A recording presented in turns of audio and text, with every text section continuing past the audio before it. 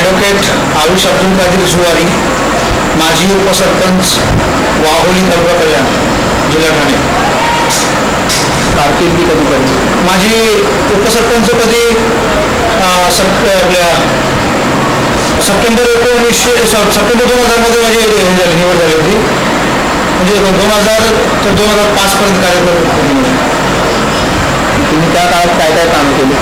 आम्ही त्या काळात सुरुवातीला गावामध्ये जो प्रदूषण भयंकर प्रमाणे झालेला होता, आमच्या पूर्वीच्या वाढीने काही आपल्या डांबर प्लांट आणि हे तुमच्या आपल्या चिमणी भट्ट्या ज्या केमिकलमध्ये पेटवल्या जायच्या, त्यांना हे परमिशन दिले होते. आणि ते विशेषतः गावाच्या पश्चिमेला होते, म्हणजे हवेच्या दिशेवर होते.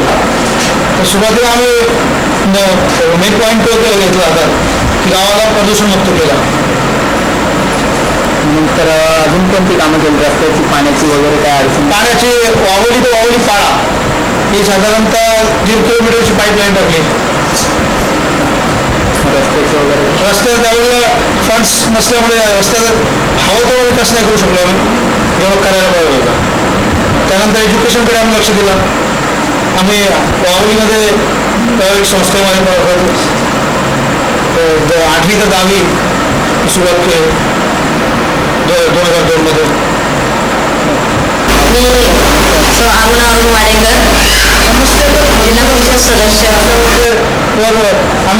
चंद्रकांता वाढली आणि आमच्या छोट्या मोठ्या लोकांची नवीन पिढीची कार्यक्रम वाढली.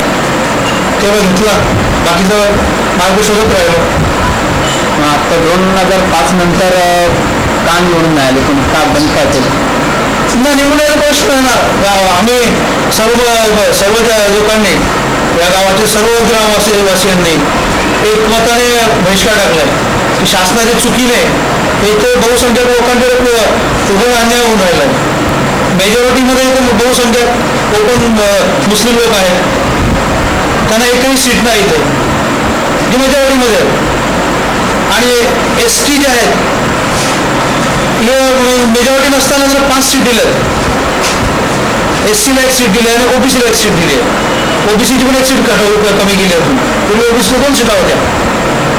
अशा जी वाढ रचना सीट रचना जी पडली यामुळे आम्ही सर्व मताने त्याच्यामध्ये SC, ST, OBC हे सर्व लोक सामील होऊन की शासनाने अन्याय केल्याचा विरोध म्हणून आम्ही बहिष्कार टाकला.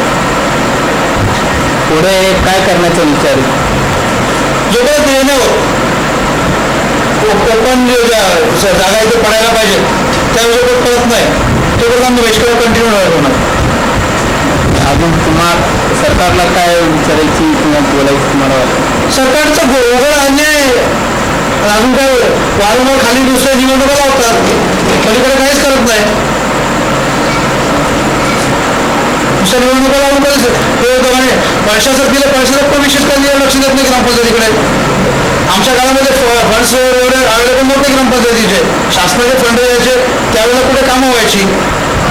ते जास्त आमच्या याच्यावर रस्त्यावर हे करण्यास, नंतर विहिरी साफ करण्यामध्ये याच्यामध्येच आणि याच्यामध्ये आपल्या रोड लाईनमध्ये विजेचे खांब जे पोल्सच्या जे लाईट जळतोय याचं जे बिल आहे याची त्यावेळेस आमचं निधी निघून जायचं. आता आमच्या ग्रामपंचायतीकडे भरपूर मोठा फंड आहे स्वतःचा घरपट्टीच्या माध्यमातून, पण तिकडे विशेष लक्ष नाही आहे. पैशाचं कधी दिसत पण नाही गावामध्ये. आता कशा प्रकारे काम चालू आहे? म्हणजे सरपंच नाही, उपसरपंच नाही. हा, शासनाला प्रशासन म्हणून गेल्या वर्षी एक रोड मंजूर झालाय वावली ते वावली पाडा, अजून कधी सुरुवात पण नाही केली. वारंवारच्या पंचायत समितीमध्ये पण नंतर पंचायत समितीची वार्षिक मिटिंग जी होतो जिला आमसभा म्हणतात त्या मिटिंगमध्ये हा प्रश्न उचलून पण होत नाही. विकास व्हायला पाहिजे, प्रशासनाकडे लक्ष द्यायला पाहिजे. आणि नाही प्रशासनाने लक्ष देत शासनाने सर्वप्रथम तर शासनाने लक्ष देऊन हा मुद्दा जो आहे ग्रामपंचायतीचा, जे कोकण लोकांना जे मुस्लिम समाज जो कोकण मेजॉरिटीमध्ये आहे त्याच्यावर जे अन्याय होऊन राहिला हा दूर शासनाने सर्वप्रथम करायला पाहिजे.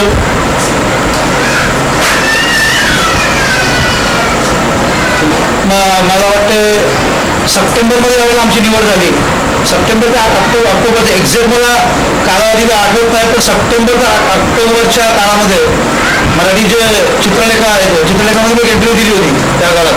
तिथे माझा एक विषय होता की एज्युकेशन आणि या गावाचा आर्थिक विकास. तर हा गाव भरपूर शेतीवर अवलंबून गाव आहे. हा शेती या गावाच्या म्हणजे वाघोली रायतेच्या पासून तर मांजरलीपर्यंत, तर आपटीपासून चवड्याची जुनी हद्द जी आहे जिला रोहन म्हणतात, रोहन गाव तिथपर्यंत वापसाईपर्यंत गोविलीपर्यंत ही फार मोठी हद्द आहे. याच्यामध्ये जमीन आहे भरपूर. हिचा कसा विकास व्हावा या दृष्टिकोनातून आम्ही बराचसा प्रयत्न केला, पण काय आम्हाला लिफ्ट इरिगेशन वगैरे संदर्भात काही लाभलं नाही. त्या करताना शासनाने तेवढं सहकार्य झालं नाही असं समजा की आम्ही कुठे आपल्याला पडलो. म्हणून आर्थिक विकास कसा होईल याच्यामागे आमचा एक लक्ष होता.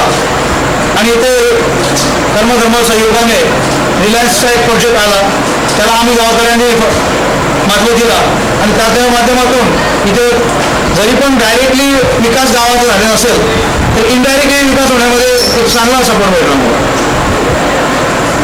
तो माझा इंटरव्ह्यूमध्ये होताच उल्लेख गावाचा आर्थिक विकास, शैक्षणिक आणि आर्थिक विकास, तर तो त्यावेळेला दिला होता इंटरव्ह्यू. पण त्याच्या मागे आमचा हे होतच पाठपुरावा कसा करायचा. तर हा प्रोजेक्ट आमच्याकडे आला तर आम्ही चांगल्याप्रमाणे गावकऱ्यांनी आम्ही सर्वांनी ते देऊन लक्ष देऊन हा प्रोजेक्ट आम्ही ते त्यांना सहकार्य केला. त्यामध्ये माध्यमातून काही लोकांना रोजगार भेटला, तात्पुरता स्वतः भेटला, पण एक विकासाला दिशा भेटली आमच्या लोकांना, आर्थिक विकास. आणि असे चांगल्या पद्धतीने जर विकासाचे प्रोजेक्ट येतील शासनाचे वय आले तर आम्ही त्यांना चांगलं सहकार्य करू. पण शासन एकीकडे दुसरा अन्याय पण करतोय की अनेक प्रोजेक्ट गेले गावावरूनच गेले. जसे तुमच्या हे आपल्या हाय टेन्शन लाईन गेली, नंतर गॅसच्या 2 लाईनी गेल्या.